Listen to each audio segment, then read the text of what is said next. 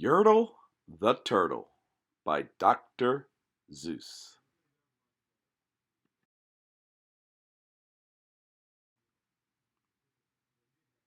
On the faraway island of Salamasand, Yertle the Turtle was king of the pond.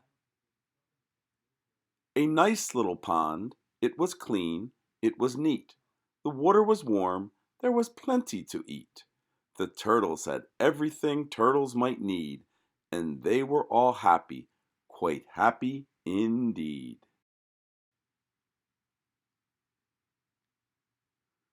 They were until Yertle, the king of them all, decided the kingdom he ruled was too small. I'm ruler, said Yertle, of all that I see, but I don't see enough. That's the trouble with me. With this stone for a throne, I look down on my pond, but I cannot look down on the places beyond. This throne that I sit on is too low down. It ought to be higher, he said with a frown. Yertle is one grumpy-looking turtle. If I could sit high, how much greater I'd be. What a king! I'd be ruler of all I could see. I like turtles, but I'm not so sure I like Yertle the turtle. So Yertle the Turtle King lifted his hand, and Yertle the Turtle King gave a command. He ordered 9 turtles to swim to his stone, and using these turtles he built a new throne. He made each turtle stand on another one's back, and he piled them all up in a 9 turtle stack. And then Yertle climbed up, he sat down on the pile. What a wonderful view! He could see most a mile. That little turtle on the bottom of the pile doesn't look very happy. All mine, Yertle cried. Oh, the things I now rule. I'm king of a cow, and I'm king of a mule. I'm king of a house, and what's more beyond that, I'm king of a blueberry bush and a cat. I'm Yertle the Turtle. Oh, marvelous me, for I am the ruler of all that I see.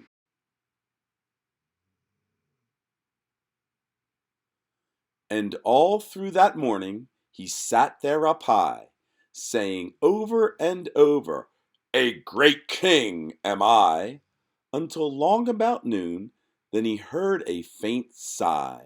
What's that? Snapped the king, and he looked down the stack, and he saw at the bottom a turtle named Mac. Just a part of his throne, and this plain little turtle looked up and he said, Beg your pardon, King Yertle. I've pains in my back and my shoulders and knees. How long must we stand here, your majesty, please? Poor little Mac. I feel sorry for him. Silence! The king of the turtles barked back. I'm king, and you're only a turtle named Mac. You stay in your place while I sit here and rule. I'm king of a cow, and I'm king of a mule. I'm king of a house, and a bush, and a cat. But that isn't all. I'll do better than that. My throne shall be higher. His royal voice thundered. So pile up more turtles. I want 'bout 200. Man, he is one bossy turtle. Turtles! More turtles! He bellowed and brayed, and the turtles way down in the pond were afraid. They trembled, they shook, but they came, they obeyed.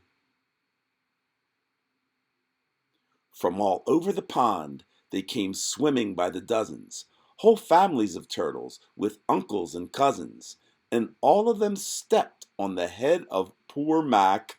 One after another they climbed up the stack. Poor little Mac, I don't know how he can stand all that weight on his shell. Then Yertle the turtle was perched up so high he could see 40 miles from his throne in the sky. Hooray! Shouted Yertle. I'm king of the trees, I'm king of the birds, and I'm king of the bees.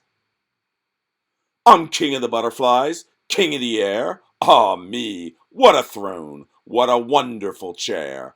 I'm Yertle the turtle. Oh, marvelous me, for I am the ruler of all that I see.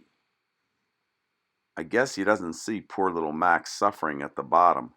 Then again, from below, in the great heavy stack, came a groan from that plain little turtle named Mac. Your Majesty, please, I don't like to complain, but down here below we are feeling great pain. I know up on top you are seeing great sights, but down at the bottom we too should have rights. We turtles can't stand it. Our shells will all crack. Besides, we need food. We are starving, groaned Mac. Poor little Mac, somebody's got to help him. You hush up your mouth, howled the mighty King Yertle. You've no right to talk to the world's highest turtle. I rule over the clouds, over land, over sea. There is nothing, no, nothing that's higher than me. Well, I don't think mean old King Yertle's going to help him, do you?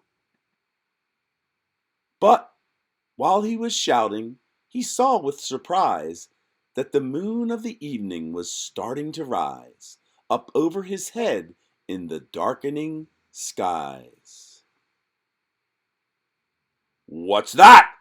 Snorted Yertle. Say, what is that thing that dares to be higher than Yertle the king?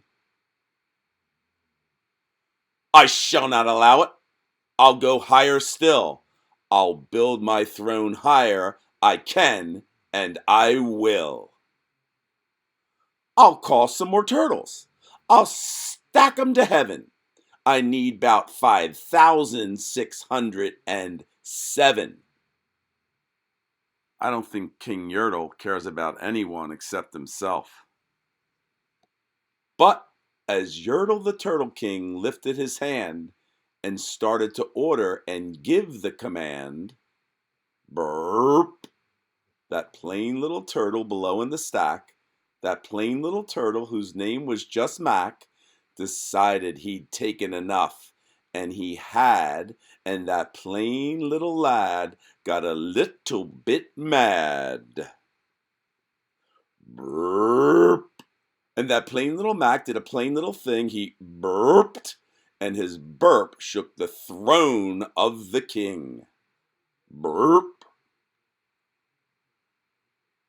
And Yertle the turtle, the king of the trees, the king of the air, and the birds and the bees, the king of a house, and a cow and a mule, well, that was the end of the Turtle King's rule. Serves him right. For Yertle the king of all Salamasand fell off his high throne and fell plunk in the pond. I believe he got what he deserved. What do you think? And today, the great Yertle, that marvelous he, is king of the mud. That is all he can see. And the turtles, of course, all the turtles are free, as turtles and maybe all creatures should be. I usually like turtles, but I certainly did not like Yertle the turtle. I did enjoy reading the story, though. I hope you enjoyed the story too. And I do believe King Yertle got what he deserved in the end. What do you think?